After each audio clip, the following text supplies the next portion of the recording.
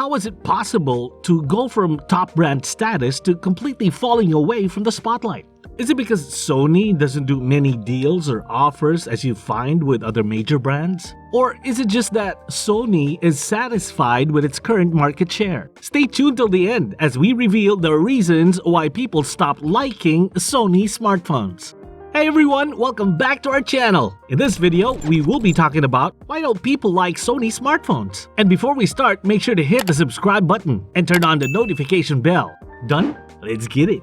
Before we jump directly into criticizing Sony, let's make sure we got our background check done. Sony is a global brand. The pride of the worldwide brand has a long history of success in the cell phone business. Several well-received handsets were released under the Sony Ericsson brand during the 2000s, including various models noted for their music playback and photographic skills. In 2007, the Sony Ericsson joint venture controlled up to 9% of the global cell phone market. Sony Ericsson entered the Android market in 2010, riding the popularity of its successful dumb phones, and produced numerous significant models including the Xperia X10 and Xperia Arc.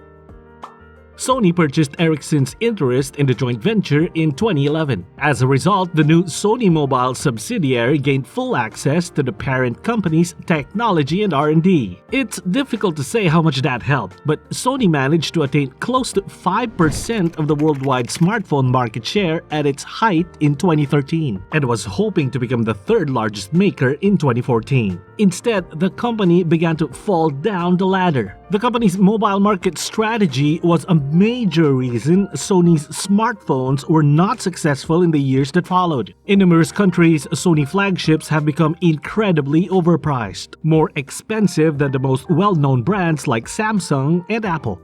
Sony, a technology giant, aspired to be the Apple of Android by only delivering premium phones. In 2012, Sony Mobile's CEO said of the top category, "That is where the value is, that is where the money is," adding that the goal was to play to our strengths, the premium brand that Sony stands for. However, Apple's consumer appeal was not readily replicated, and the Android market, at least in its early years, was considerably different demographically from that of the iPhone. As it turned out, Android users had a wide range of devices and brands to pick from, and premium costs had to be backed up by significant features and functionality, or consumers would simply get something cheaper that provided a similar experience. Sony's poor relationship with cellular operators was one of the factors that put them at a significant disadvantage in the US market. What happened between executives on both sides is likely to remain a mystery, although it was most likely related to Sony's refusal to make changes to its phones that carriers requested. Then there's revenue sharing when selling through a carrier, which could have been another cause of assertion between the parties. In any case, it didn't take long for Sony to stop selling its smartphones through carriers, resulting in a major decrease in shipments as well as a lack of brand exposure to potential customers. Sony suffered another setback as a result of this move. For years, the business had either disabled or removed fingerprint scanners from its devices for the US market.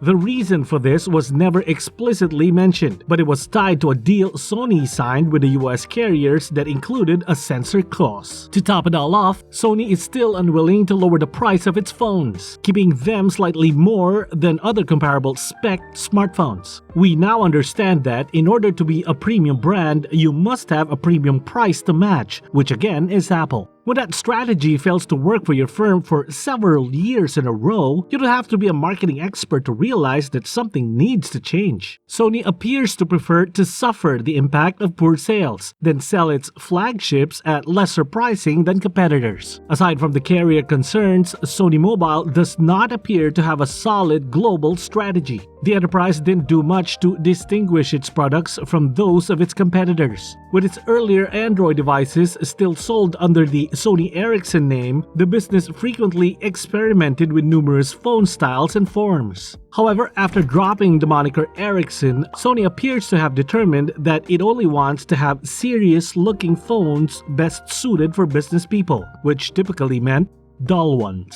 Year after year, it continued to provide nearly identical-looking smartphones with nearly identical software experiences. To be fair, Sony did make several attempts at innovation, the most famous being the Sony Tablet P. The dual display phone tablet hybrid may look familiar now, as firms are working on foldable and dual display smartphones left and right, but it was released in 2011. However, the technology at that time was insufficient to make such a gadget useful. Therefore, it remained a showcase, which kinda makes us feel that Sony was way ahead of time to bring in such an innovation. What's more confusing about Sony's strategy is that the business has made significant contributions to the improvement of smartphone cameras. Its sensors may be found in the majority of recent devices, including the iPhone XS Max. However, Sony used to play the megapixel game, using 23 MP sensors in its phones, while competitors used 12 MP sensors. While Sony may appear to have the advantage here, lower resolution sensors on phones are often less prone to digital noise, allowing them to take sharper photographs despite the lower pixel count. The fact that Sony did not use OIS in their cameras also did not assist. For too long, the firm disregarded dual camera setups, instead of focusing on less important technologies like 960 FPS video recording. Aside from the criticism Sony frequently receives for a lack of innovation, its smartphones never received much unfavorable press, as was the case with LG, and delivered a decent performance to those who remained faithful to the brand, of which there aren't many. Sony's smartphone sales have plummeted to the point where the company expects to sell roughly 8 million units globally. To put that into context, that's nearly as many as each of the top 3 manufacturers sells in about 2 weeks. Sony's smartphone business is currently being supported by the company's other successful endeavors. It almost appears that Sony refuses to discontinue the Xperia line out of pure pride and determination to keep smartphones in its portfolio at any cost. However, given the current rate of decline, Sony phones will be scarce by this time next year. Sony should serve as a reminder to today's top manufacturers that they are skating on thin ice, with plenty of sharks waiting to pounce on that profitable business share. We surely hope that more phone manufacturers will remain competitive in the market. After all, competition is ultimately favorable to us, the consumers. It's all about popularity right now, and even if Apple, Samsung, Sony, LG, HTC, and Nokia